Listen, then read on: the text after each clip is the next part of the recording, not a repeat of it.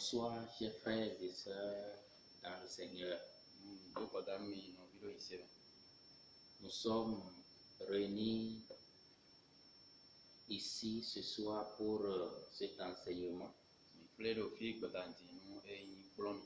Oui, c'est vrai que le temps que nous sommes en train de passer ne nous permet pas de nous réunir ensemble autour de cet enseignement.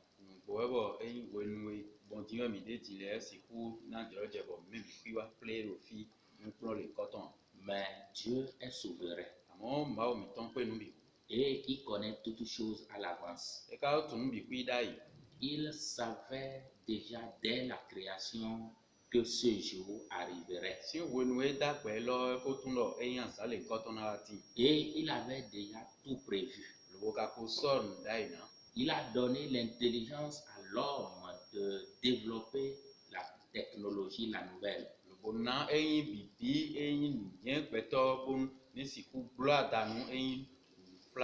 Et nous venons ce soir bénir son Saint-Nom pour cette intelligence de savoir qu'il a donné à l'humanité.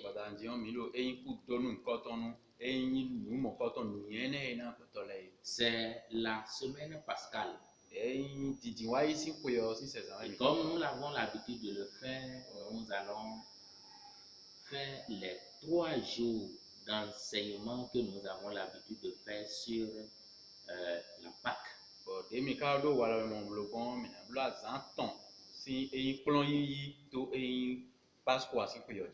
Donc, nous prions le Seigneur de nous accorder son esprit, qu'il soit avec nous au cours de ces 3 jours.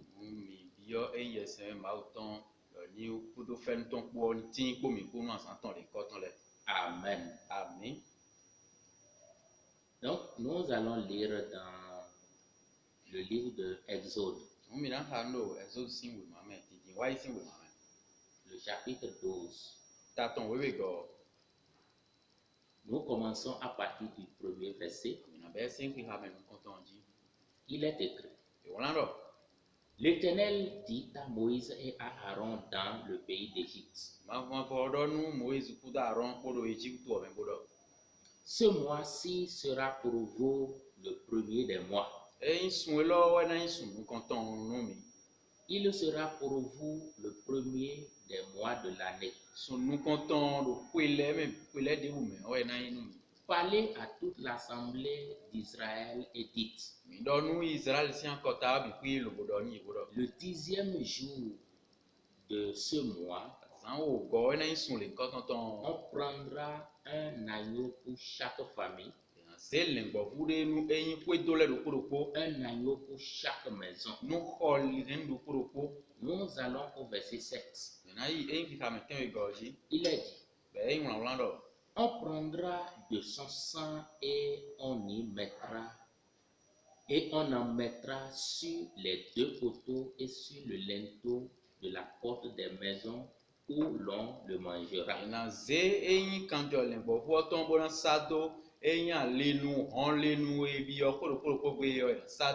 Verset 12.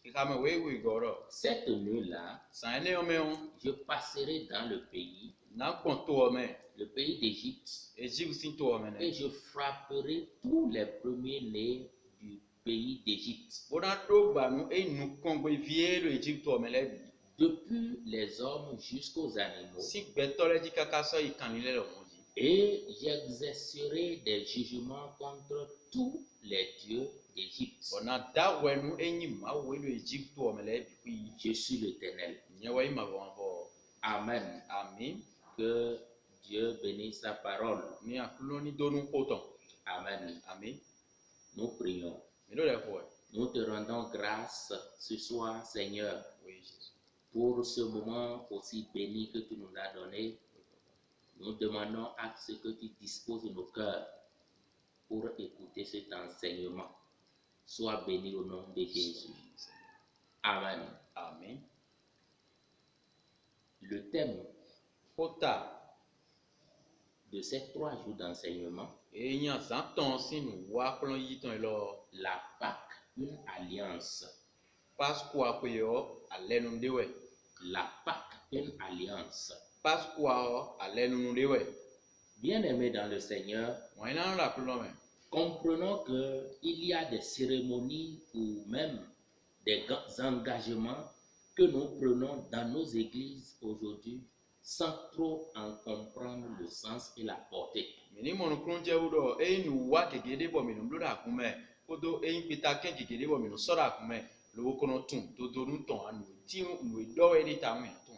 Parlant de la mort de Jésus et de ces paroles, rapportant ces paroles à une dame qui suivait les cours de baptême,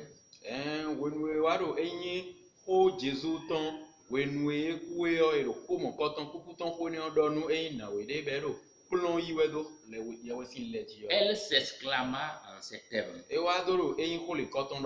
oh, que j'aurais souhaité être présent aux obsèques de Jésus. Un homme de bien, un homme qui a guéri. J'aurais souhaité assister à ces obsèques.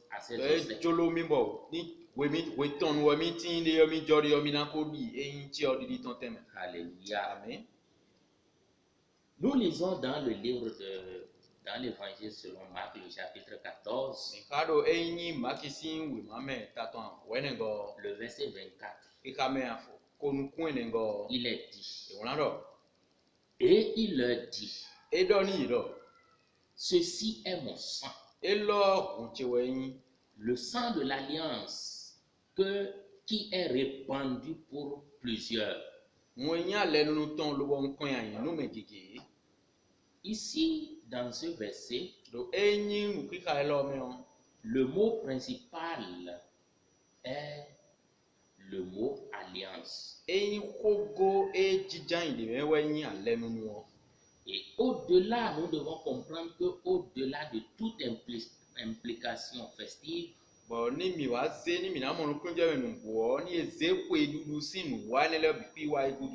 la Pâque est avant tout l'expression d'une alliance entre Dieu et les humains grâce au sang versé de Christ notre Seigneur.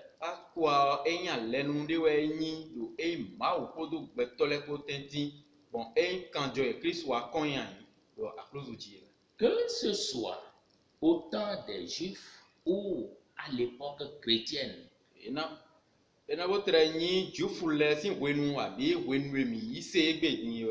la Pâque a été l'expression d'une alliance entre Dieu et les hommes. Et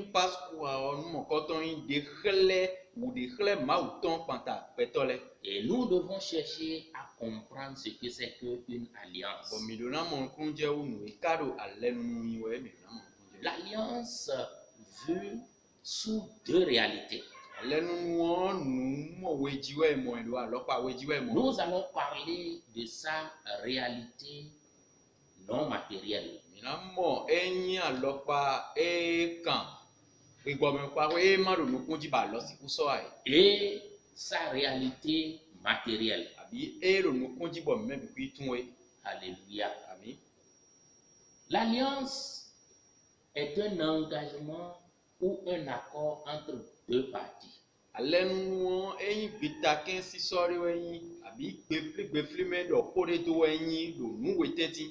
La réalité non matérielle.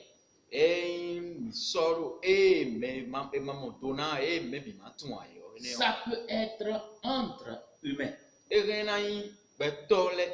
Ça peut être entre États. Ça peut être entre une divinité et un humain.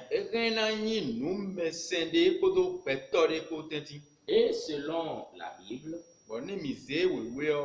une alliance est une déclaration souveraine de Dieu par laquelle il engage sa responsabilité à l'égard soit d'un individu, soit d'une famille, soit d'une nation ou encore l'humanité tout entière.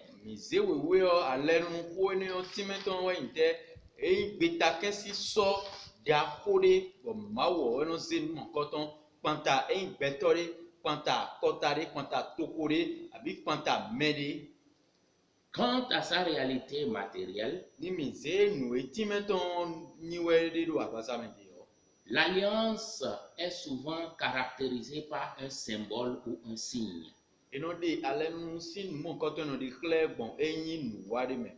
Et la bague détermine l'alliance entre un homme et une femme dans le cadre du mariage.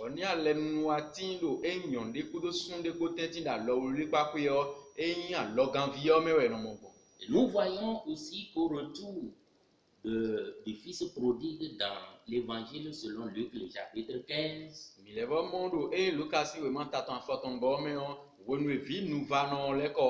son père lui mit un anneau au doigt, signe d'une nouvelle alliance avec lui.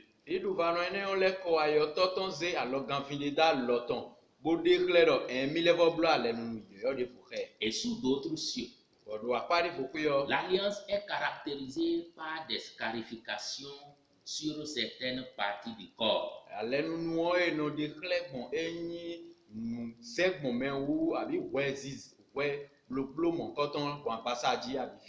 Oui, c'est vrai que toute scarification n'est pas symbole d'une alliance. Sous d'autres cieux encore, c'est par l'échange ou le don de certains objets.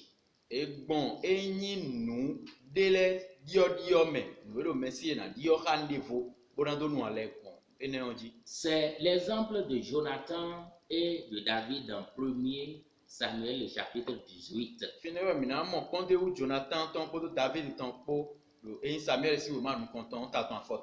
Si nous lisons à partir du verset 3, il est écrit: Jonathan fit alliance avec David parce qu'il l'aimait comme son âme.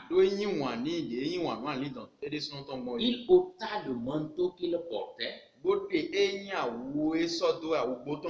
pour le donner à David. Et il lui donna ses vêtements, même son épée, son arc et sa ceinture.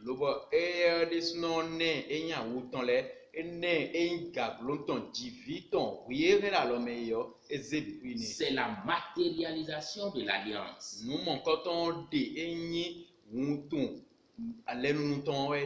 L'alliance est aussi caractérisée par la pose de certains actes. La pose de la main sur la hanche du père de famille pour prêter serment de fidélité.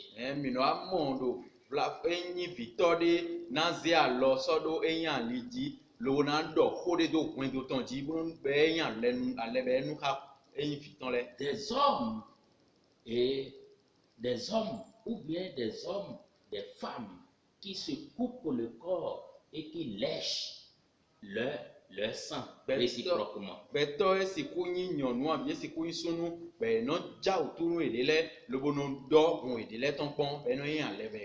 Dans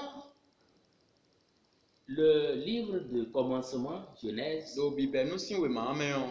nous voyons l'exemple du patriarche Abraham. Lorsque le temps est venu où on doit chercher une femme à son fils,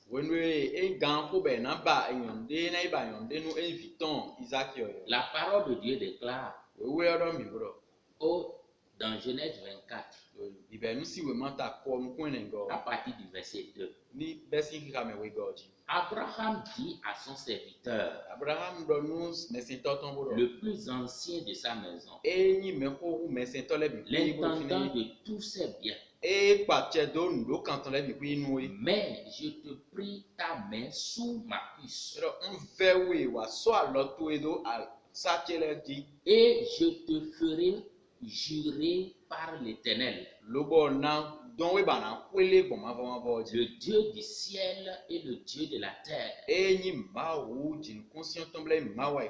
de ne pas prendre pour mon fils une femme parmi les filles des Cananéens, au milieu desquels j'habite. Donc, anima iba nyonu do inkana vile meo kana vile tetindi. Voilà la matérialisation d'une alliance. Mi poine konte wa le nu sin wa de tonne. Et nous voyons que l'alliance a une grande importance dans nos cultures. Bon, mi le va mo enya le nu o do ko da ko de do inu wa mi ton le me do kan le nu. L'alliance se remarque dans tous les jours de notre vie, à petite ou à grande échelle. Bon, le nu wa ne o ino mo do nu wa mi ton le bi kui me nu wa ko viwe abi da ko e lo mo bi. Chaque fois que deux individus ou groupes d'individus ont quelque chose de sérieux à faire ou à traiter, ils le scellent toujours par une alliance ou par serment. We de bunu enyi peto we abi enyi peple we do nde boro na soda iwe o nuwe no soswa do na o enyi ale nu o. Et dans toutes les cultures, en particulier en Afrique, Bon ni mi pon enyi kwento menu wale bi kwi me pataki do enya me wi beji fi o. l'alliance entre des groupes d'hommes ou des divinités et des hommes sont fréquentes. Ale nu do enyi gbeto pleple le tenti abi gbeto de ha mawu abi nu mesendi o esupo ge gbogire. Dans certains milieux, Do infidèle o. à la naissance d'un enfant, On on le confie à une divinité de la famille ou de la collectivité, donnant ainsi droit à cette divinité de se manifester en cet enfant ou de le posséder.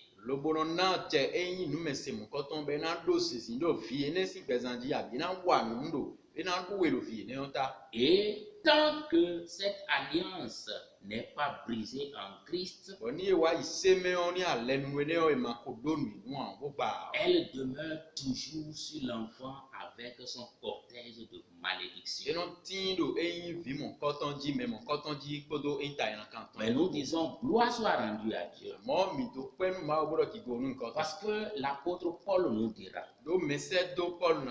que si nous venons au Seigneur, nous devenons une nouvelle créature. Et les choses anciennes sont passées et toutes choses deviennent nouvelles. Que la gloire soit pour notre Dieu. Amen. Amen. L'importance de l'alliance avec Dieu. De la même manière, avec Dieu aussi, le même principe s'applique.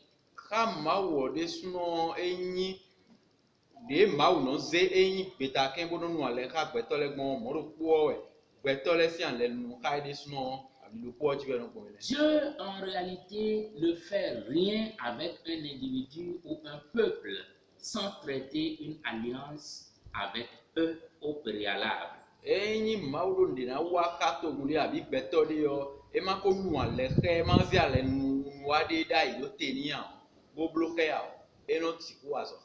Chaque fois que Dieu veut bénir ou engager un homme ou un peuple dans son œuvre, il traite d'abord alliance avec lui.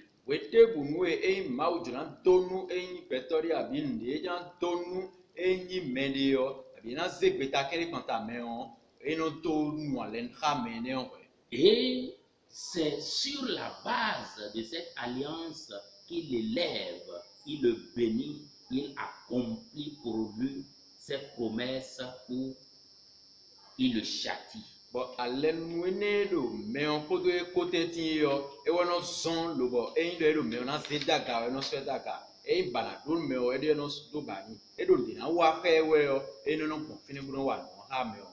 nous devons voir au-delà de tout que la fête de la Pâque est une alliance.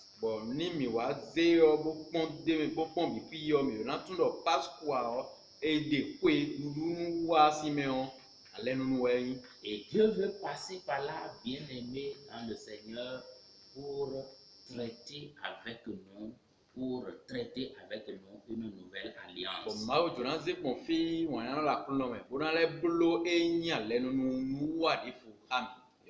Alléluia. Amen. Donc la Pâque, c'est une alliance. Elle a commencé depuis l'Ancien Testament. Et elle se poursuit encore aujourd'hui. Malgré les temps que nous vivons, où nous ne pouvons plus nous retrouver ensemble comme les autres fois, la Pâque continue d'être une alliance. Alléluia. Amen. Donc, bien-aimés dans le Seigneur, comme nous l'avons dit, ce soir nous allons nous arrêter ici. Et demain, nous continuons avec le reste de l'enseignement. Que Dieu vous bénisse. Nous prions. Nous te rendons toute la gloire parce que tu es Dieu.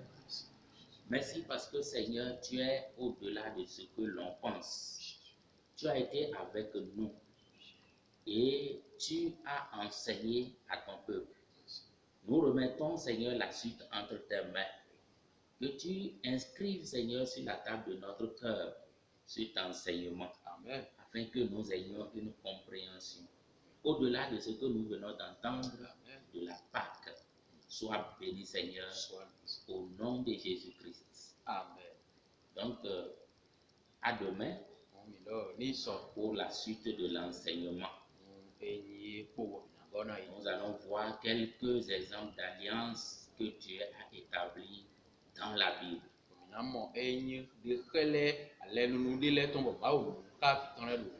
Soyez bénis. Amen. Amen. Amen.